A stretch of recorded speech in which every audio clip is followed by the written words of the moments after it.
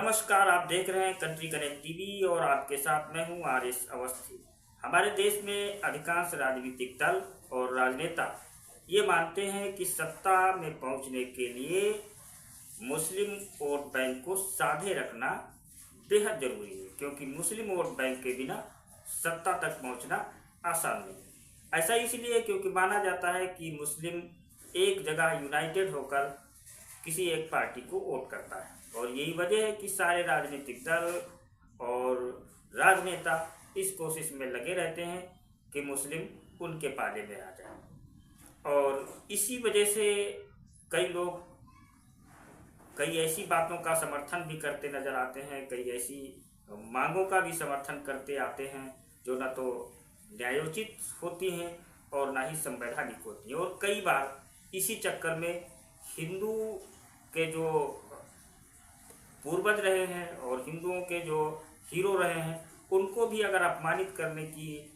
बारी आ जाए, नौबत आ जाए, ज़रूरत पड़ जाए तो पीछे नहीं हटते। अभी रामजी लाल सुमन का बयान जिस पर हंगामा मचा हुआ है, आप लोगों ने देखा कि किस तरह से समाजवादी पार्टी के द्वारा हिंदुओं को, खास करके क्षत्रिय और दलित समाज को आमने सामने लाने की कोशिश की गई।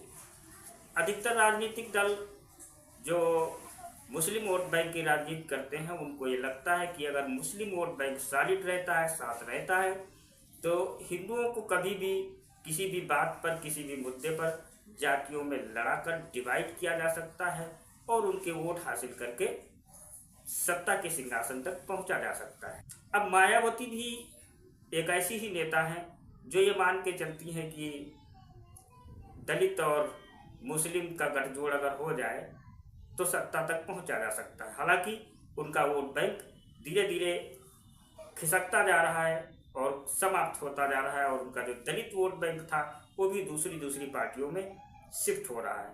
लेकिन अब मायावती का एक बयान आया है जिसमें उन्होंने राहुल गांधी को घेरने की कोशिश की है और इस बहाने मुस्लिम वोट बैंक का ध्यान अपनी ओर खींचने की भी कोशिश की है। बता दें कि बहुजन समाज पार्टी की जो प्रमुख है मायावती ने, उन्होंने एक्स पर एक पोस्ट किया है और इस पोस्ट में उन्होंने कांग्रेस को निशाने पर लिया है। वक्फ बिल पर लोकसभा में विपक्ष के नेता राहुल गांधी की चुप्पी पर मायावती ने सवाल खड़े किए हैं। बता दें कि संसद में लंबी बहस के दौरान वक्फ बिल पर राहुल गांधी कुछ भी नहीं बोले थे और राहुल गांधी की इस चुप्पी पर मायावती ने हमला बोला है।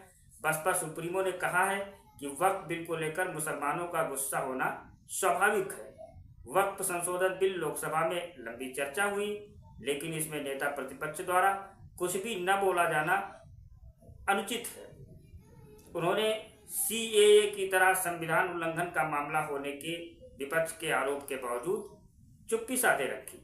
इसे लेकर मुस्लिम समाज में आक्रोश एवं इंडिया गठबंधन में भी बेचैनी स्वाभाविक है। बसपा सुप्रीमो ने आगे कहा कि वैसे भी देश में बहुजनों के हित, कल्याण एवं सरकारी नौकरी व शिक्षा आदि में इन वर्गों के आरक्षण के अधिकार को निष्प्रभावी एवं निष्क्रिय बनाकर इन्हें वंचित बनाए रखने के मामले में कांग्रेस और भाजपा, ये दोनों पार्टियां बराबर की दोषी हैं। धार्मिक अल्पसंख्यकों को भी इनके छलावे से बचना जरूरी है। तो इस तरह से मायावती ने भी मुसलमानों का ध्यान अपनी ओर आकर्षित करने की कोशिश की है, राहुल गांधी पर निशाना साधा है और एक तरह से कह लीजिए कि वक्फ संशोधन बिल का विरोध किया है।